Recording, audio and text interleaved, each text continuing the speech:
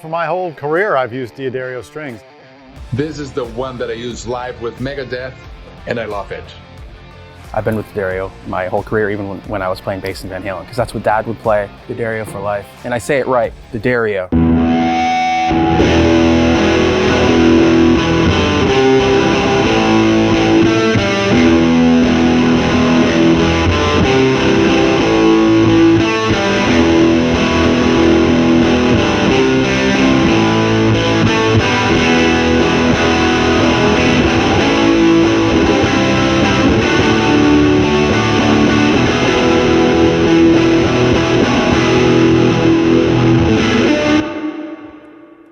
Hey everyone, this is Chris Keys, for Premier Guitar. Today I'm joined by Mudhoney. Starting off with Steve. Steve, how you doing? Good. Thank you for joining us. I know that you guys have a short window of time to talk gear, but we're very thankful for it, so we're going to take advantage of it. Right on. Let's talk about, we talked quickly off camera that this is a new acquisition. Tell me all about it. Well, I needed a guitar that had a vibrato bar, Bigsby. I wanted a Bigsby, because on the new album, I used one, and I actually don't really have a guitar with a Bigsby at home, so that was kind of the goal. And I have friends at Fender, and I was looking at their latest catalog, and this is like brand new, I think, at the time. Yeah. And I loved it, because it's just a knockoff of a Silvertone from the 60s, which is hilarious for a Fender to do, I think. And I don't know if they've ever had a Bigsby actually on a Fender before that was a kind of a custom thing. I see a lot of tellies with them. Yeah, the tellies, but nothing. I don't know if they've had anything with the offsets. Yeah. Those are normally like their style, or like a mastery bridge or something like that. Yeah. But I saw this and demanded one. I begged for one, more like it. Begged, pleaded, and it had received. Yeah. Now you told me that you were, I don't know if it was inspiration or if it was almost a solidification of your selection because you saw Carol Burnett. Oh, that was just recently. I saw a little clip of Carol Burnett and her on her comedy show back in the day, pretending to be the Beatles, and she was playing one of the Silvertone versions of this. And I was like, it's perfect, But it's a weird Fender because the neck is nothing like a Fender. It's got fat frets like a Gibson or something. It doesn't feel like a Fender to me. Yeah, what's your relationship with it so far? How have you bonded with it? Do you enjoy the pickups and the chords? It's a little brighter than my Guild, but I really like it. Yeah. Has there anything that you changed to it or updated? I took it in for a total setup Gotcha. and kind of trimmed off the edges of the frets here a little bit because they were pretty pointy and hurty. Yeah. But that's it, yeah. What strings are you using on this? Well, we get free strings from the people that make wah-wah pedals. Dunlop. Yeah, we get strings from Dunlop, so I use those right now because I have a bunch of them. But they're, I guess, changed. I just went to a slightly thinner string, 48 to 10 now. Okay, because I believe you did an interview with our old colleague Sean at the PG, and I think at that time you were using 10 to 52s. Yeah, we used those for 25 years probably. Really? And Mark actually went to an even skinnier string. But I didn't want to go too far down. Like, I don't know, man, that's going to start feeling weird. Now, so I went down a little bit. Now, being married to that set, the 1052s, did you really, was there a learning curve or an adjustment to the 48? Not really, Yeah. no. I did notice it would, if I hit it too hard, it kind of was twanging a little bit more than the 52, But I also use a little thinner pick now as well, so. And then that's just probably the relationship with the string, or just trying to make it a little easier for yourself to play? Well, I think it's just the size of the strings, Yeah. And I'm trying not to break as many strings. Yeah. I've had a problem with that through the years. Now, what should we know about tuning that you use on this one? I tune standard. And the Guild too? Yeah. Mark's got the slide tuning on one of his that he can better explain to you. Well, should we move on to the Guild? Because I know that's a guitar that you've used for a while, and people would be we'd be remiss if we didn't talk about that. Yeah. Well, I've had two of these Guilds for the last 20. I guess I got them around 2002. And I really love them. But I didn't think it would actually work for Mudhoney at first because I'd always used solid bodies and I used a lot of fuzz. But I took it to practice almost as a joke to see if I was like, I'm just going to blow out the basement room that we're in, and it worked. It took me some finessing to figure out where to stand in relation to the amp and stuff, I bet. But it was just a short learning curve. Yeah, and I'm sure, did you do anything to, like, sometimes people put stuffing, Oliver Wood for Wood Brothers that's here in Nashville, he put Tight Whities in there. But, No, this is a... Embrace the howl. Yeah, I mean, and like I said, I turned the level of sustain down on the Big Muff and stuff when I'm using this one, and it works fine. But definitely squeals a little bit. But and a little squeal is fine. Yeah, us. I mean, it's kind of part of the sound. Yeah. And definitely. What should we know about the pickups? Because I assume this is a 1960s. I have 168 and 167, and I'm not sure which one is which. Oh, really? Yeah, they're quite a bit different. This one is my favorite of the two. It's heavier, and it's got better tuners as well. There's a different style of tuner on the other one. They're both original, but they're just a little bit different. And I'm sure the pickups probably even sound different too? Yeah, the other one doesn't squeal as much, so. That's why it stays home. Well, I use it in the studio too. I like them both, but this is the one that's like more road dog for me. And do you ever use all three pickup positions? Obviously there's a three-way there. Are you in the bridge and neck? Yeah, I usually use the bridge on this one, and same with that one, but a few times for solos, I'll take it to the neck. I used to only use the neck position on my Mustangs. Really? Back in the early days, yeah. But this is a pretty deep guitar already, Yeah. Very woody, I guess. So, usually I keep it to the bridge and pull down the treble a bit. All right. And Fender DeVille, I know that I don't know if this is the exact one that you use in the studio, but I know that you've recorded with a DeVille for a while. I use this. My original amp, when Mudhoney started, I had a 65 Super Reverb.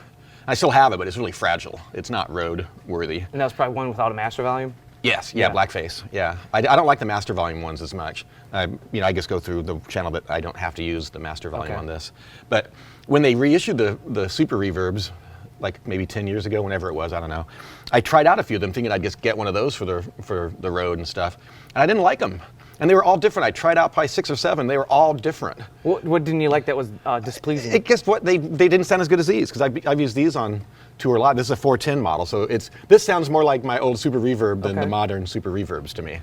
So I got this, I guess traded in a twin and got this. It's funny because those are a workhorse. I mean, it's a tube amp, but it's like on the lower level of their price range. But definitely. It's a workhorse. I can't afford those custom shop things, man. Jeez. Well, I mean, you got the Fender here, or you get the Jazzmaster here, so I figured, put another request in. Yeah, I'd get the artist discount, it doesn't go that low. And those things, I mean, I've used some of the Fender custom shop amps on the road just kind of randomly, and they're amazing. But I just can't afford it. Yeah. Well, could we actually have you plug in to the guild, and then you could take us through your pedal board? Sure. As you do that, I see a friend that is synonymous with the band, and specifically you with the Big Muff. Yep. And I'm sure, as you've detailed in plenty of other interviews, you've tried them all from A to Z. Yeah, I get a lot of people making me. Yeah, the Big Muff. I had my original Big Muff. I bought brand new in 1984. There was a stack of them on sale for like $25 each. And it must have been one of the last ones they made, the last versions. But that's what I was used to. It was like a little bit creamier than some of the earlier ones. So I then started buying other earlier ones, and I noticed I liked my original one that wasn't as vintage as compared to the vintage ones. And this one sounds the most like the first one I had. And they're really predictable, and they're cheap. You get one like, $60 or something? Yeah. I mean, they break. Pretty easily, but they sound great to me. That's the genius of Mike Matthews. He'll make crazy pedals that we all love, but we have to replace them. Yeah, I love electro-harmonic stuff, so I'm a fan. Before we go any further, I do want to just try to pin you down. What did you like about that first Big Muff that you're kind of always been chasing and looping around it and either coming back to it or you have this iteration? I was really influenced at that point by the first couple Stooges records and Blue Cheer, like some of the heavy psych stuff, and that sounded the most like Blue Cheer out of anything that I'd played through. Yeah. So that was kind of it for me. And that's kind of like where you've been circling the drain since. Yep. Well, and so many people use Big Muffs, and so many different people use them differently. Yeah. I know Billy Corgan is really famous for using one, but I wouldn't have ever known that until I read that. I was like, oh, okay. Of course, Jay. I mean, there's tons of people. Yeah, tons of people that love the Big Muff. Yeah. Can we actually start in there? Can we actually hear how you have it set up and run it through the guild? Sure. Let me alter it a little bit.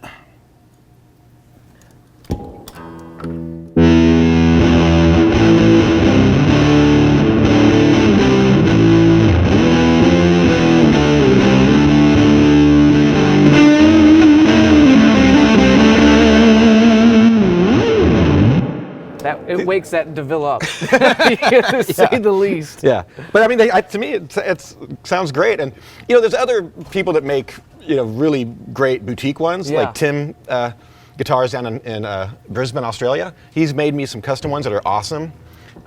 Some other people have too. Yeah. But I still, for touring, I always go back to this simple one. Yeah, I'm sure in the studio you guys just have piles of Yeah, pedals there's and so just try 'em much out. stuff. We just kind of see what, we want to get a little bit of dynamics and, change different tones. So, is there anything special we should know about ordering? Like, what kind of pedal order do you have? Okay, this is where I've never had a pedal board like this before. Okay. This is kind of new. Both me and Mark are kind of new to the pedal board thing. And I had my buddy Hank, that owns Hank Music Exchange in Portland, Oregon, set this up for me. So I'm not exactly totally sure of the order. Okay. I basically said, I wanted these 3 in a row here, and then he was suggesting how to make the order of these ones best. Like he was saying somehow the phase 90 should be yeah. So I was like, okay. I guess left it in his hands, and I've never actually looked underneath it to see what order they're in. Fair enough. You leave it to the works. expert, man. Yeah, totally. So you got the MXR The micro amp. that hits the muff. Yeah, that's for solos. Mm-hmm. And I like the wah-wah close to the amp. Like I like a lot of people put it last in the line. Towards the end, yeah. It doesn't have as much of a bite to it. Like when I hit the wah-wah, it's a lot louder. Can we hear it? Yeah. So that's kind of what.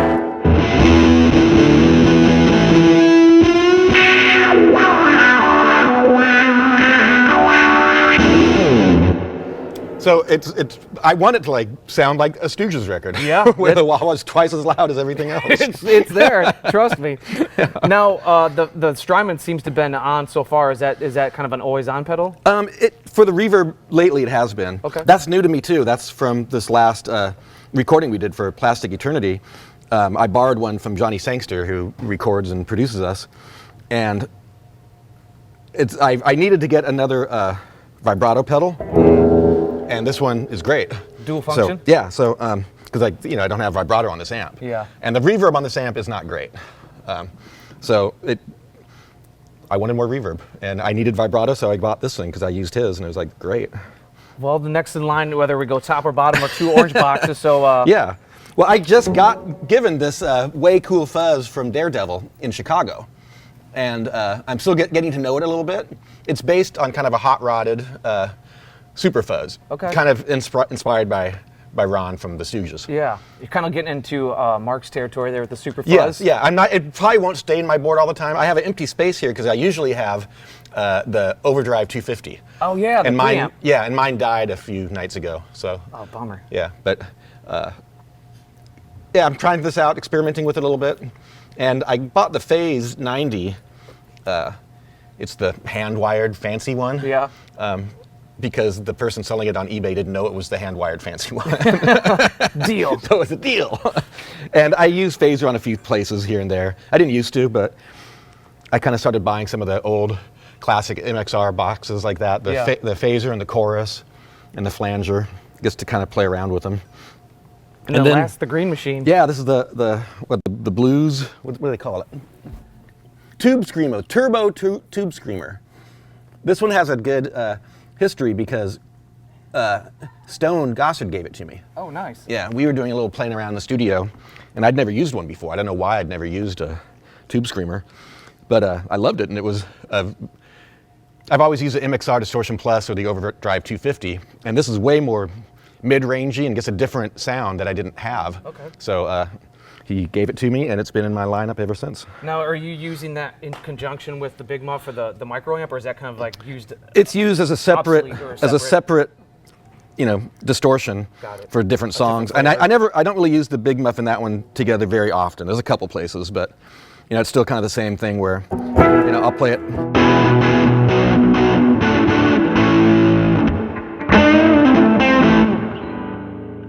Steve, I really appreciate you, and I appreciate what you've done for music and inspired all us guitar players Right to pick on. up the guitar and do our thing, man. Well, We're thanks. going to talk to Mark. All right, man. All right, we are center stage now with Mark. Mark, how you doing? Good. How are you? Real good, man. I appreciate it. I know we're up against it with time, but we'll cruise through your setup because Okay. we need to include you. Talk to Steve. Talk Right, to you, right. man. So He's way more of in the weeds in terms of gear and understands this shit better than I do. Well, we'll find out. We'll put you to the test.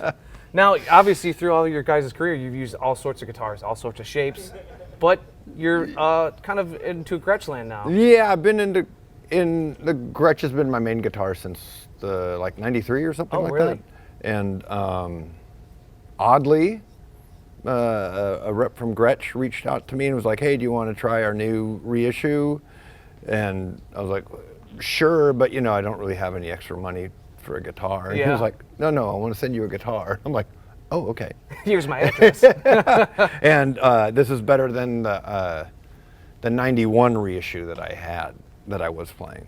And what do you like? Because correct me if I'm wrong. Are these like a dual jet, silver jet? Yeah, it's a dual jet. Okay.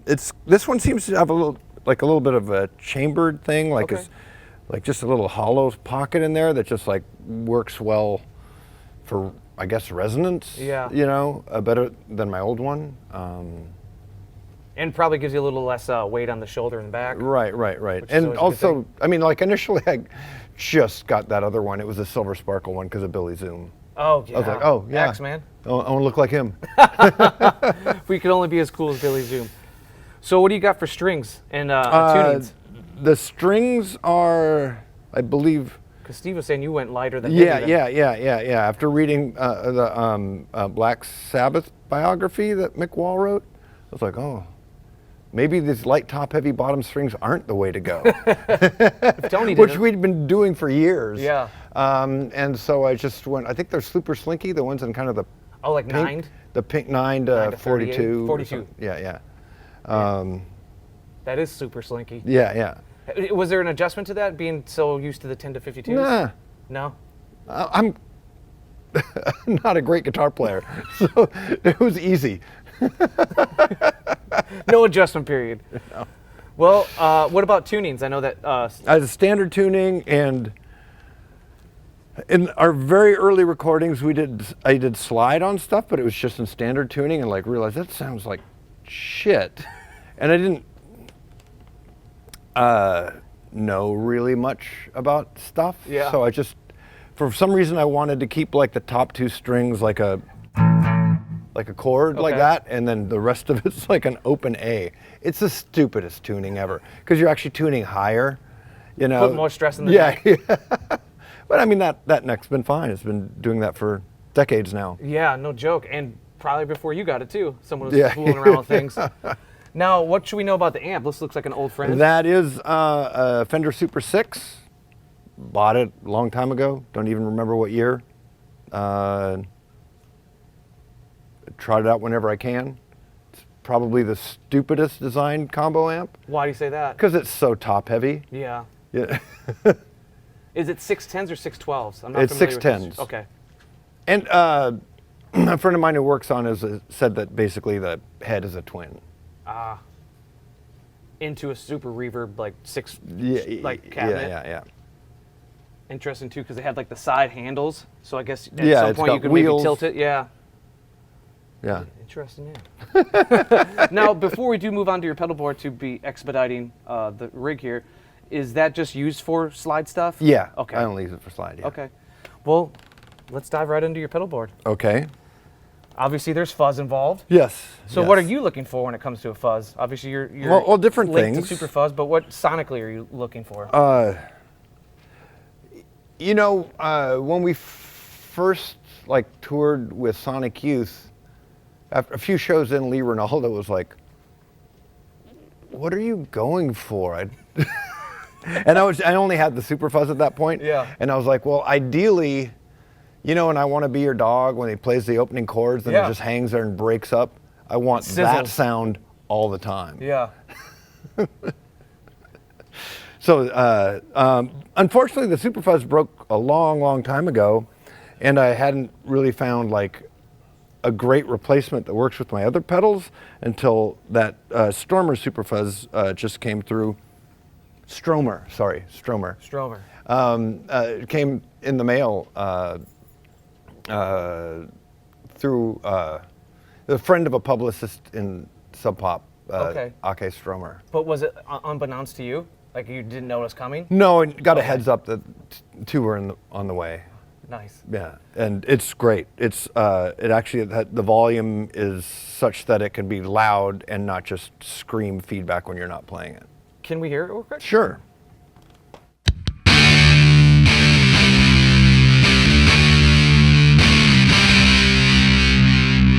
And I'm sure you can dial up the sizzle and the burn. Oh yeah. But you know, and it's got like a it's real octave up defined.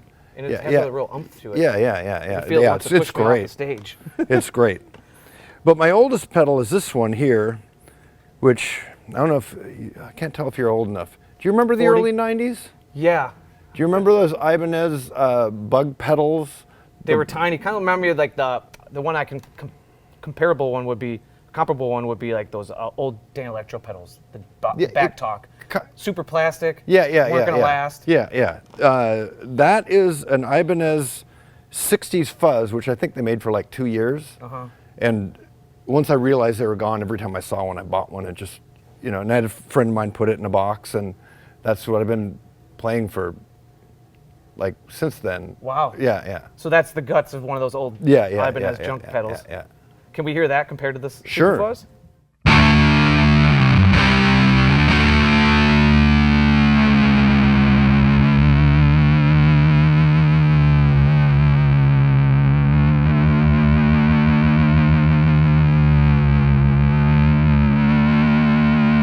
The Superfuzz doesn't do that. No.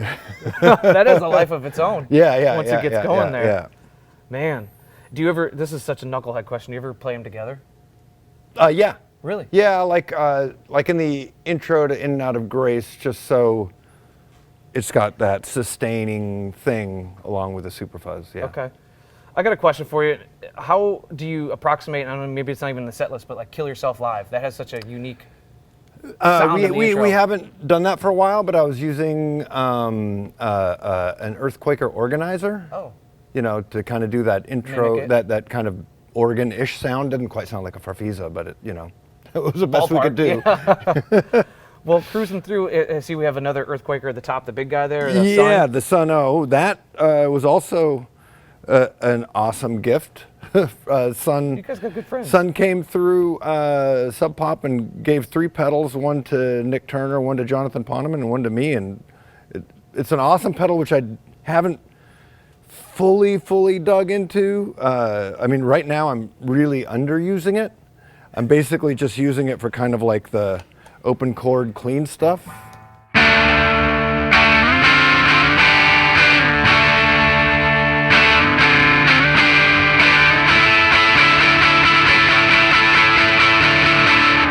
Slight snarl. Yeah. And what do we got, the rest of them down in the bottom there? Well, that's a Sabracadabra, and it makes me sound like Tony Iommi. Let's hear it.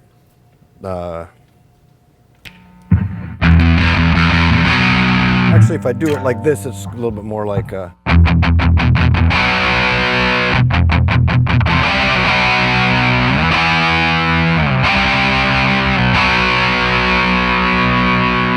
I feel like with a pedal like that, you got to play a riff like that.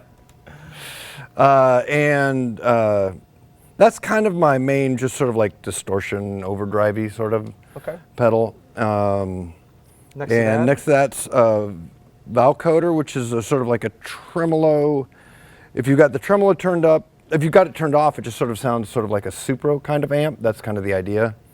And with the, I just use it for a tremolo, basically for little dogs. Oh, all right. And then you got 2 more kettle and breads over there stacked on the end. What are and those for? that's always on the boost. It's just to give that extra kind of like nice tone to everything. Yeah, signal charge. Yeah. And then the other one's the Echoplex.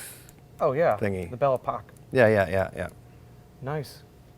Well, Mark, I really appreciate your time, and I know that we got to get out of here, get out of your hair, and get on with the night. But sure. Thank you so much for your time. Yeah. And thank you guys All for the right. music you guys made. All Till right. next time, everyone.